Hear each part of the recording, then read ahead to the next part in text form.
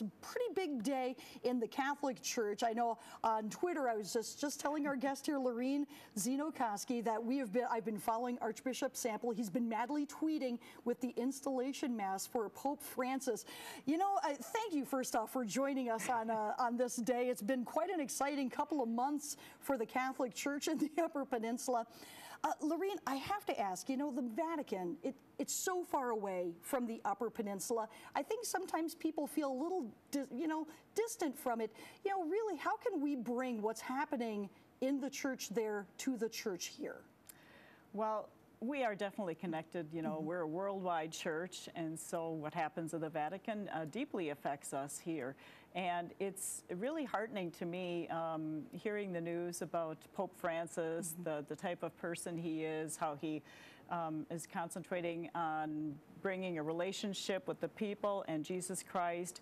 And I've read things that said that he is really part of the new evangelization, which is what Archbishop Sample is bringing to our diocese. The fact that we have to strengthen the faith of our own people and then welcome those who have fallen away, and to kind of fight against the secularization of culture, the culture that we live in. And so people can find their burning desire and their fullest hopes in Jesus Christ. And so I'm excited that he is kind of falling in line with that, or we're falling in line with him, I guess I should say. He seems like a very down-to-earth person. Everything I've seen, even this morning, and they are talking about as he was on the way to the Mass, he was out of the Pope Mobile, he was amongst the people. I think the people like that a lot.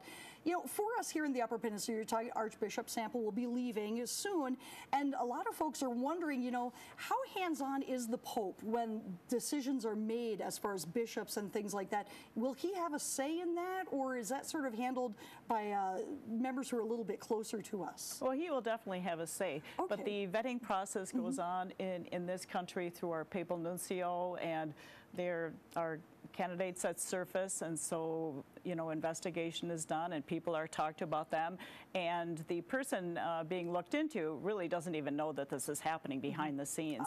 And they will cull it down to a few people, and then they will send those few names over to the Vatican, and then I'm sure there will be recommendations to the Pope, but it will be ultimately his appointment. That is amazing. Now, you know, for those of us who aren't Catholic, a lot of time, and we've been hearing a lot of comments, who cares? What does it matter? It does matter when you've got 1.2 billion people that are now under the flock, but you know, how can we better understand, those of us who are not Catholic, better understand what this means for the church and the UP?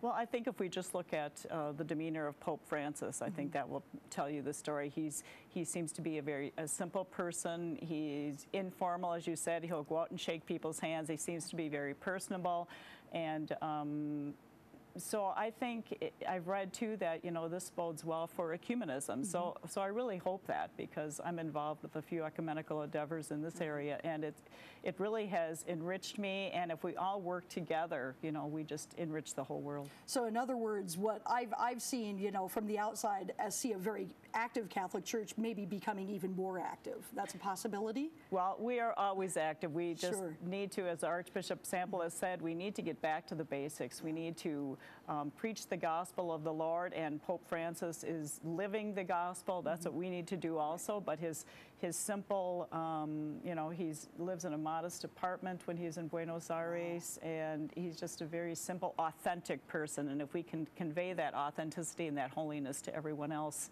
you know, we'll be so much better off.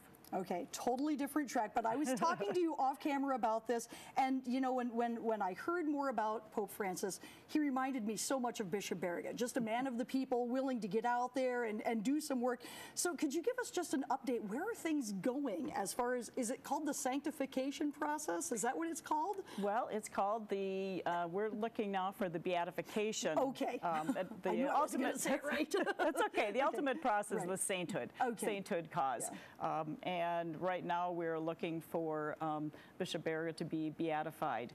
And already part of that has been accomplished. The Vatican has declared that he lived a life of heroic virtue, which is what has to happen if you're not a martyr in the church. And then the other part is that we need to have a miracle attributed to his intercession.